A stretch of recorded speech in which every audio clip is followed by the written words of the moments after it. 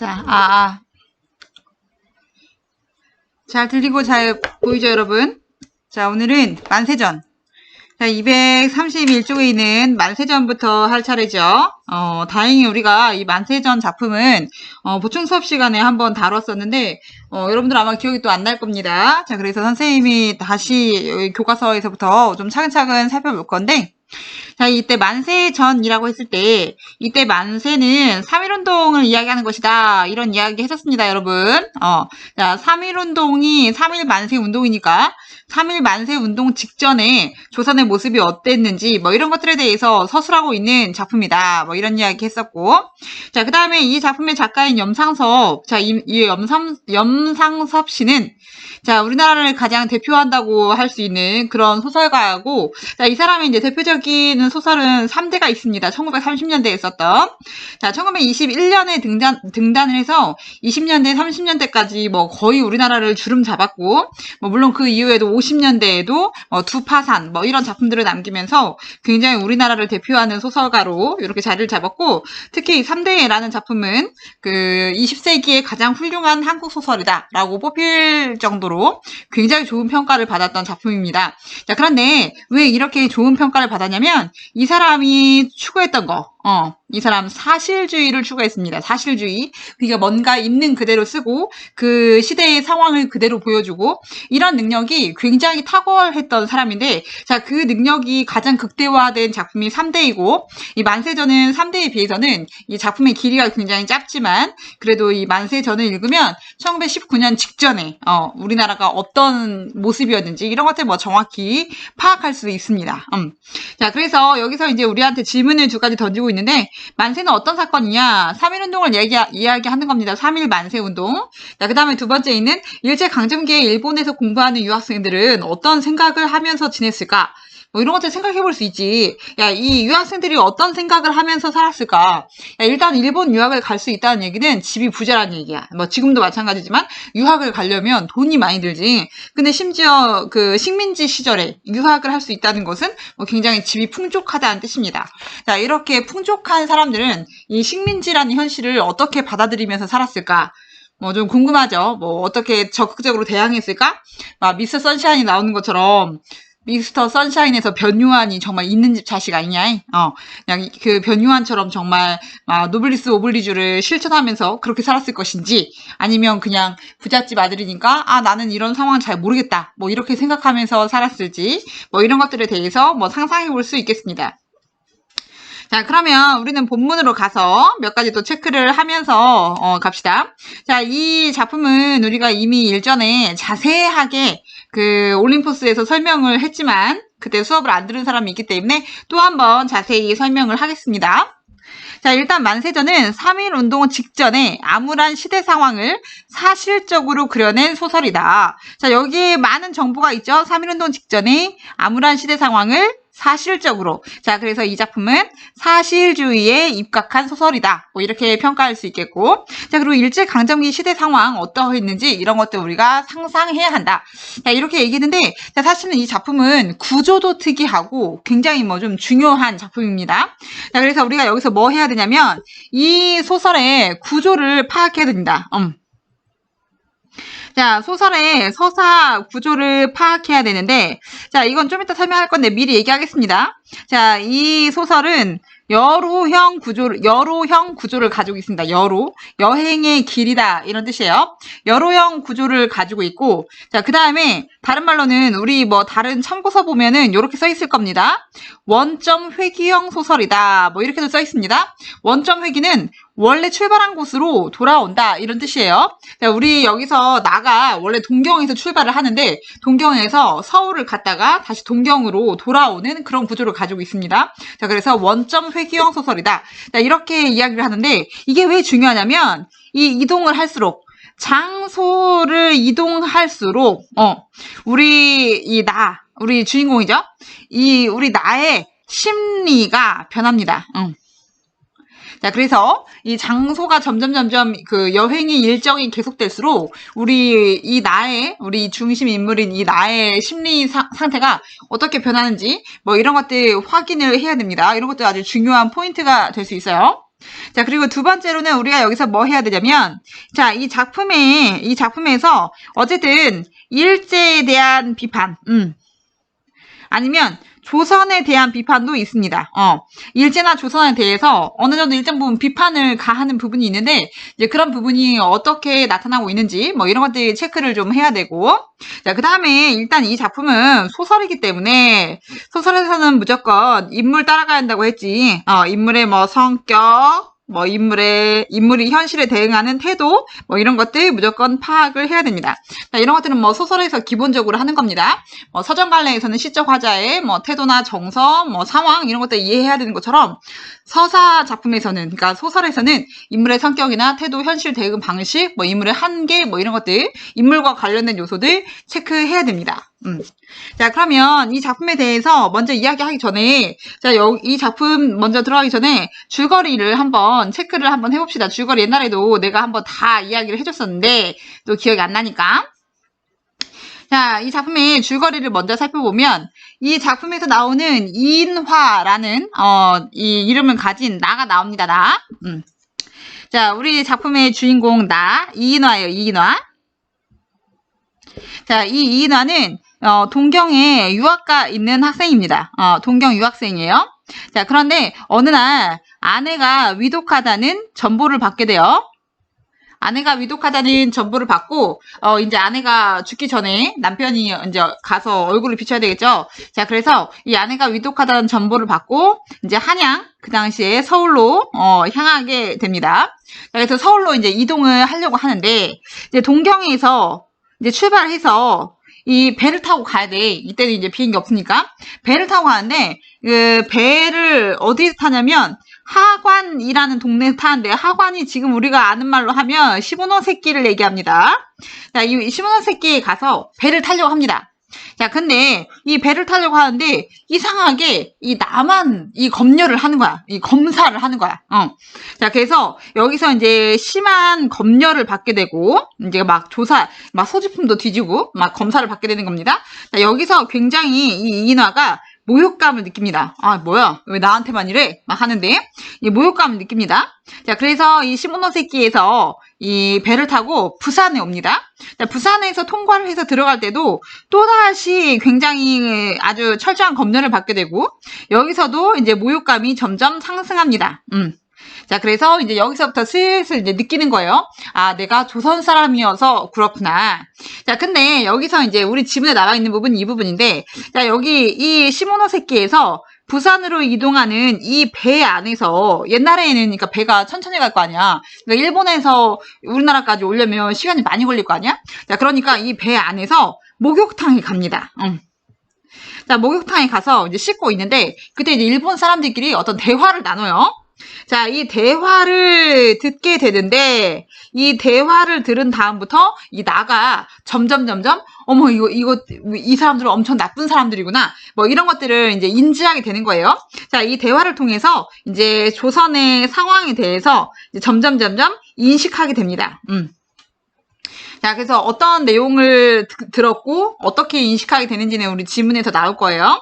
자, 조선의 상황을 점점 인식하게 되고, 자, 그래서 이제 부산에 왔을 때 더 모욕감이 있었던 거야. 그래서 이렇게 조선 사람들이 이렇게 대하다니, 그리고 내가 조선 사람이어서 이렇게 나만 검열을 하는 거였구나. 이런 것들을 이제 깨닫게 됩니다, 이인화가. 자, 그래서 부산에서 내려서 이제 김천으로 가는데, 김천에 이인화의 사촌형님이 살아. 자, 그래서 사촌형님이 사실은 이인화한테 이거 일본으로 가라, 이 일본 유학을 주선해줬던 사람이야. 자, 그래서 이 일본으로 가라고 알려줬던 사촌형님은 신지식인인 줄 알고 있었어. 이인화는 이인화는 우리 사촌형은 정말 열린 사람이야, 이렇게 알고 있었는데, 사실은 이 사촌형님은 이 아는 거하고 행동하는 것이 완전히 정반대인 사람입니다. 뭔가 신지식인이면서도 이 봉건적 사고를 가지고 있는데, 자, 이 봉건적 사고를 갖고 있다는 것을 보여주는 예시가, 이 사촌형님이 아들이 없어가지고 축첩을 합니다. 첩을 쌓는다는 뜻이야. 첩을 들였다는 뜻이야. 그래서 아니, 이렇게 새로운 지식을 받아들인 사람이 어떻게 첩을 들일 수 있느냐, 뭐 이런 것 때문에 이제 나가 혼자 놀랍니다. 아, 우리 형님도 별 수 없구나, 뭐 이러면서 놀랍니다. 자, 그 다음에 또 하나의 사건이 있는데, 이 형님이 일제를 강력하게 비판을 하면서, 어떻게 공동묘지를 쓰라고 하냐. 자, 이때 일본이 벌였던 사업 중에 하나가, 이제 더 이상 우리나라 그 양반들이 죽으면 우리는 매장 문화를 가지고 있었잖아요. 장례 문화가. 근데 장례를 매장으로 치르지 말고, 선산에 묻지 말고, 공동으로 묘지를 정해줄 테니까 거기다 묻어라. 자, 이런 그 묘지 금지법을 시행을 하는데, 이 형님이 이 묘지 금지법에 대해서 굉장히 반대를 해. 이 형님이. 자, 그런데 사실 이인화는 집안의 묘지를 선산에 안 쓰면 어떠냐, 뭐 이런 생각을 가지고 있었는데, 막 형님이 굉장히 이런 거에 반대를 하는 거야. 자, 그래서 이인화가, 우리 형의 모습들, 축첩을 하고 묘지 금지법에 반대하는 모습을 보면서 이 사촌 형님에 대해서 실망을 하게 됩니다.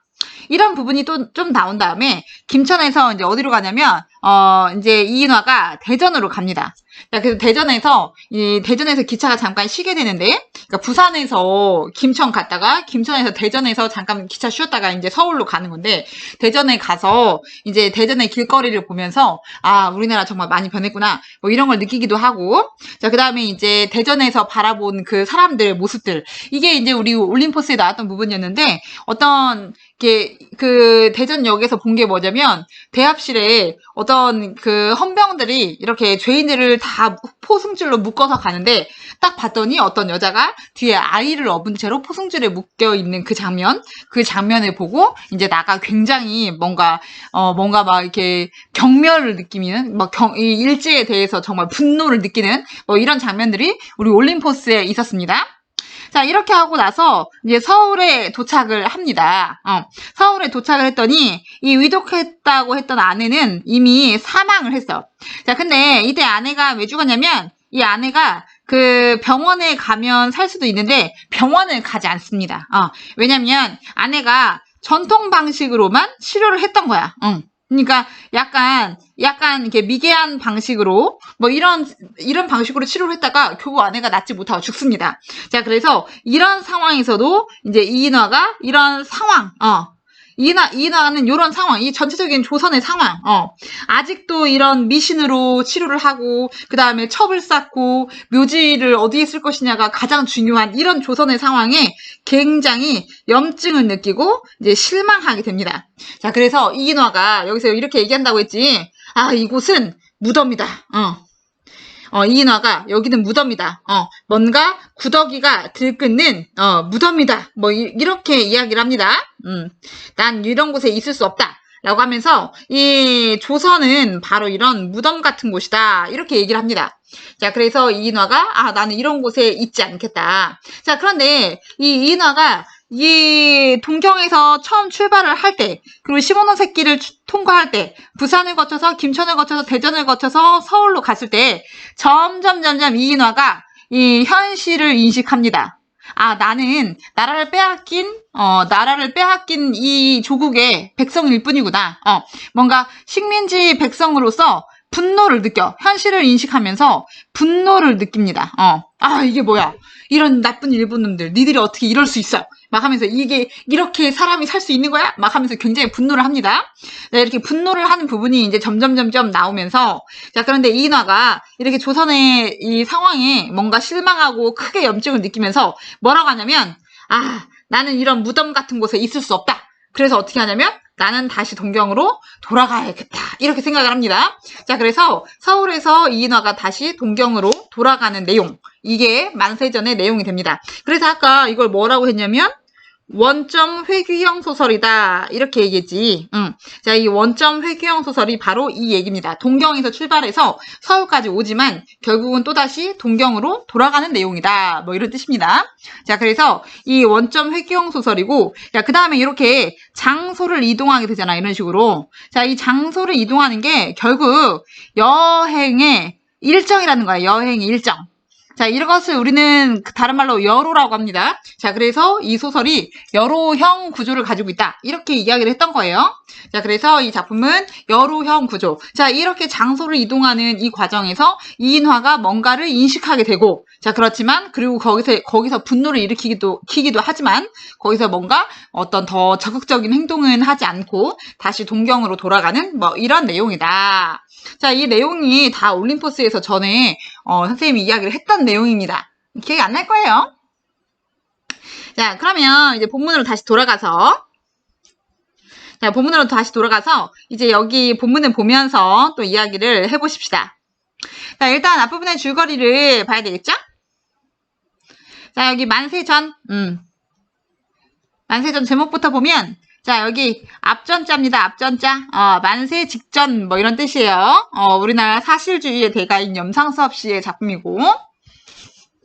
자, 앞부분의 줄거리를 좀 보면, 자, 조선의 3.1운동이 일어나기 바로 전해 겨울. 자, 3.1운동이 1919년이니까, 자, 3.1운동이 일어나기 바로 전해 겨울에, 그러니까 이 말이 벌써 제목이지. 만세 직전에 일본에 유학 중인 나는 이인화라는 사람입니다. 이인화는 아내가 위독하다는 전보를 받고 귀향합니다. 늘 아프던 아내가 위독하다는 전보를 받았는데도 나는 별다른 충격을 받지 않습니다. 자, 왜냐면 이때 아내하고 결혼을 하게 된 과정이, 야, 이 당시에 양반집에서 결혼 어떻게 시켰겠어? 집안끼리 약속해가지고 시켰겠지. 자, 그래서 이 아내를 사랑해서 결혼한 건 아니어서 이 아내가 굉장히 위독하다고 해도 별로 이렇게 충격받지 않습니다. 다시 말하면 별로 이제 애정이 없어. 자, 그러면서 기차 시간까지 여유가 있다는 이유로 이때 기차 시간에 이제 동경에서 시모노세키로 가야 되는데 이 시모노세키로 가는 기차가 여유가 있는 거야. 자, 그래서 단골 카페에 가서 그곳에서 일하는 정자라는 여자를 만나서 술도 마시고 그리고 음악학교 선생님을 만나면 늑장을 부립니다. 이 사람 저 사람 만나면서 놀고 먹고 하면서 시간을 보내는 거야. 그러니까 아내가 아픈데 이렇게 행동하는 사람은 흔치 않겠죠. 그러니까 애정이 없다는 거야. 자, 그리고 귀국하는 배에 올라서는 이제 시모노세키에서 부산으로 가는 이제 시모노세키에서 부산으로 가는 배를 탄 거지. 자, 이 배 안에서는 계속 일본 형사가 미행을 합니다. 막 검열도 엄청 많이 하고 그다음에 막 미행을 해요. 이 사람이 조선 사람이기 때문에 그런 거예요. 자, 그러면서 막 이제 일본 이 형사한테 계속 시달리면서 울분을 사귄다. 뭔가 이제 분노를 느낍니다. 그러니까 뭐 이제 조선의 현실에는 별로 관심도 없었는데 이제 조선에 가려고 하니까 이 일본인들의 이런 행패 이런 것들이 이제 더 느껴지는 거야. 그러니까 열받는 거지. 자, 그래서 막 이제 화가 납니다. 자, 그러면서 나는 일본 형사를 피해서 배 안에 욕실로 들어간다. 그래서 이 욕실에서 아까 얘기했지 시모노세키에서 부산으로 가는 배 안에서 이 목욕탕에 가는데 거기서 어떤 대화를 듣게 된다. 뭐 이런 이야기를 했죠. 자, 그래서 여기서 배 안에 욕실에서 이제 뭔가 이야기를 듣습니다. 자, 여기서 이 나가 듣게 되는 배 안의 욕실 대화는 엄청 중요합니다. 자, 여기 배 안의 대화. 자, 그래서 여기서 배 안에서 지금 목욕탕에서 탕 속에서 대화를 하는데 이 이인화가 직접 이야기를 하는 게 아니라 이 사람들끼리 일본인들의 대화를 엿듣게 되는 거야. 이 일본인들의 대화를 듣는 거야. 엿듣게 된다고 해야 되나? 엿듣게 되는 겁니다. 자, 일본인들이 어떤 이야기를 하냐면, 자, 일본인들이 이제 어떤 사람 둘이 이야기를 하는데, 어떤 이제 이야기를 하냐면, 자, 이 앞에 상황이 나와 있지 않은데, 이 남자 둘이, 탕 속에 이제 같이 있습니다. 여기 좀 멀찍이 이인화도 있어요. 이인화도 있고, 이 남자는 좀 이렇게 좀 싸나워 보여. 그래서 우리 이제 지문에 나오는데, 표독한 위인이다. 뭔가 도끼가 있는 위인처럼 이렇게 생겼고. 자, 그 다음에 한 명은 굉장히, 이런 순진한 시골뜨기처럼 생겼습니다. 자, 이렇게 순진한 시골뜨기처럼 생긴 이런 사람이 얘네들이 이제 대화를 나눠요. 자, 얘네들이 나눈 대화를 이인화가 엿듣고 있는 중입니다. 자, 그럼 뭐라고 하냐면 어쨌든 10년이라면 한미천 잡으셨겠구려. 자, 이번에는 상인 비슷한 자가 입을 벌렸다. 웬걸요 이제 조선도 밝아져서 좀처럼 한미천 잡기는 어렵지만 하면서 그러나 조선 사람들은 어때요? 이렇게 얘기하니까 이 사람이 이렇게 말합니다. 요보 말씀이요? 요보 옆에 설명이 나와 있어요. 한국인을 낮춰서 부르는 말이에요. 젊은 놈들은 그래도 제법들이지만 촌에 들어가면 대만의 생번보다 낫다면 나을까. 이제 가서 보슈? 하하하하 하면서 대만의 생번은 거기 옆에 나와 있는 것처럼 대만의 야생 생활을 하는 종족을 얘기합니다. 그러니까 요보도 진짜 무식하고 멍청한데 대만의 생번보다는 좀 낫다. 뭐 이런 뜻이에요. 그러니까 이게 얼마나 지금 이 조선 사람들을 비하하는 말이냐. 자, 그래서 요 말이 이 조선인을 비하하는 말이야. 자, 그러니까 이제 나가 열받겠지. 자, 이거 봐봐. 대만의 생번이라는 말에 그 욕탕 속에 들어앉았던 사람들은 나만 빼놓고 모두 껄껄 웃었다. 자, 그러면서 그러나 나는 기가 막혀 입술을 악물고 쳐다보았으나 여긴 체크해야 되겠지? 자, 나는 기가 막혀서 입술을 악물고 쳐다봤어. 저 자식 뭐야? 막 하면서 막 해가지고 막 쳐다본 거야. 자, 이렇게 쳐다본다는 것은 열받아서 그런 건지 열받아서. 자, 그래서 뭔가 이제 분노를 느낍니다. 분노 게이지가 막 이제 상승하고 있는 거야. 이 자식들 봐라. 막 하면서. 자, 입술을 악물고 쳐다보았지만 더운 김이 설이어서 그 사람들에게는 보이지 않는 모양이었다. 하면서 목욕객은 차차 꾸역꾸역 쏟아져 들어온다. 그러네. 그래서 이제 목욕하는 사람은 점점 더 이제 많이 쏟아져 들어오는 거야. 자, 어쨌든 지금 여기서 중요한 건 이 부분. 이 조선인을 비하했더니 조선인에 대해서 이야기를 했더니 뭔가 이제 분노가 치밀어 올랐어. 자, 그러면서 이 나가 뭐라고 하냐면 자, 사실 말이지 나는 그 소위 우국지사는 아니나 그러니까 나는 나라를 걱정해서 막 모든 걸 거는 그런 사람 아니다. 근데 뭐라고 하냐면 자기가 나는 그 정도는 아니지만 내가 만국 백성이라는 것은 어느 때나 잊지 않고 살고 있다. 다시 말하면 우리나라가 망했다는 우리나라가 망했다는 현실 인지는 하고 있다 이 말이야. 내가 망한 나라 조선의 백성이라는 사실 정도는 기억하고 있다. 뭐 이런 뜻입니다. 자, 그러면서 학교나 하숙에서 지내는 데는 일본 사람들과 오히려 서로 통사정을 하느니만큼 좀 낫다. 이제 일본 사람들이 자주 보고 하니까 이런 어려운 처지를 이해해준다는 거야. 자, 그러나 그 외의 경우의 고통은 참을 수 없는 때가 많다. 그러네. 그러니까 뭔가 이 나라를 빼앗긴 망국민으로서 정말 이런 막 분노가 정말 일어날 때가 있다. 뭐 이런 뜻입니다. 자, 그러면 언제 이렇게 분노가 일어나냐면 옆으로 갑시다. 자, 뭐라고 하냐면 자, 233쪽입니다. 친구들 233쪽.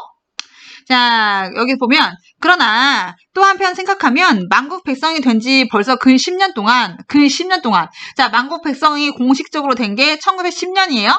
자, 그러면 벌써 근 10년이 됐다? 1918년, 1919년 이 정도를 얘기하는 겁니다. 근 10년 동안 이제는 무관심하도록 주위가 관대하게 내버려 두었었다. 그랬네. 여기 체크해야 되겠네요. 자, 근 10년 동안은 그냥 내가 무관심할 수 있도록 내가 그냥 이 나라의 현실에 관심이 없어도 되게 그냥 주위가 나를 이렇게 내버려 뒀다. 그러니까 결국 말하면 나는 우리나라가 어떻게 되었는지에 대해서 뭐 큰 관심 갖지 않았다. 그러니까 현실에 뭐 큰 관심이 없었다. 뭐 이런 뜻입니다. 자, 그러면서 도리어 소학교 시대에는 일본 교사와 충돌을 하여 퇴학을 하고 조선 역사를 가르치는 사립학교로 전학을 한다는 등 솔직한 어린 마음에 애국심이 비교적 열렬하였지만은 그네. 야, 그러니까 어린 시절에 소학교 시절에는 애국심이 있었어. 막 분노가 막 있었어. 자, 그래서 막 왜 일본 사람이 우리를 가르치는 거예요? 막 하면서 이제 화도 내고 막 했었단 말이야. 자, 그랬지만 차차 지각이 나자마자 지각은 옆에 설명이 나와 있습니다. 차차 무엇인가를 알아가니까 그리고 일본으로 건너간 뒤에는 그네. 일본으로 건너갔다는 거 유학생이라는 뜻이지. 자, 일본 유학을 간 뒤에는 간혹 심사 틀리는 일을 당하거나 1년에 한 번씩 귀국하는 길에 하관에서나 신문새끼 부산에서 경성에서 조사를 당하고 성의가시게 할 때에는 귀찮기도 하고 분하기도 하지만 야, 그러니까 이제 일본으로 나간 뒤에는 가끔 뭐 이렇게 귀찮고 분할 때도 있어. 왜 나만 검사하는 거야? 나 지금 조선인이라고 이러는 거야? 뭐야? 막 이렇게 화가 날 때도 있지만 근데 그때뿐이다. 뭐 그렇게 오래 가지 않는다. 그래서 적개심이나 반항심을 일으킬 기회가 적었다. 다시 말하면 야, 어렸을 때는 애국심이 있었고 애국심이 있으니까 어떤 나라를 빼앗긴 거에 대한 분노나 저항심도 있었지. 자, 그런데 이 유학을 가니까 일본 유학을 가니까 이런 분노나 저항이 있긴 있지만, 이게 가끔씩 있다. 그리고 그때뿐이다. 그 이상은 없다. 그러니까 전체적으로 현실에 무관심했다는 뜻입니다. 내가 일본으로 간 다음에는 그게 관심 있지 않았다. 현실에 좀 무관심했다. 자, 그러면서 적개심이나 반항심이란 것은 압박과 학대에 정비하는 것이나 기실 그것은 민족적으로 활로를 얻는 유일한 수단이다. 그러니까 적개심이나 반항심이 있어야 그러니까 뭔가 우리를 누가 괴롭힐수록 오히려 더 적개심이나 반항심이 더 커져서 이것이 우리 민족의 어떤 활력을 주는 것이다. 뭐 이렇게 얘기했는데 그런데 7년이나 가까이 일본에 있는 동안에 경찰관 이외에는 나에게 그다지 민족관념을 굳게 의식해 하지 않았을 뿐 아니라 그러네. 그러니까 경찰 외에는 내가 일본 나가 있으니까 경찰관 외에는 나를 괴롭히는 사람이 없어. 자, 그리고 원래 정치 문제에 흥미가 없는 나는 그네 별로 이제 재미가 없어 원래. 그래서 그런 문제로 머리를 싸겨본 일이 거의 없었다 하여도 가할 만큼 정신이 마비되었었다. 다시 말하면 관심 없어요 이 말이지. 야 뭐 우리 나라가 어떻게 됐든 말들 나는 관심 없다. 나는 그냥 내 공부나 잘하고 가면 되지 뭐 이렇다는 거야.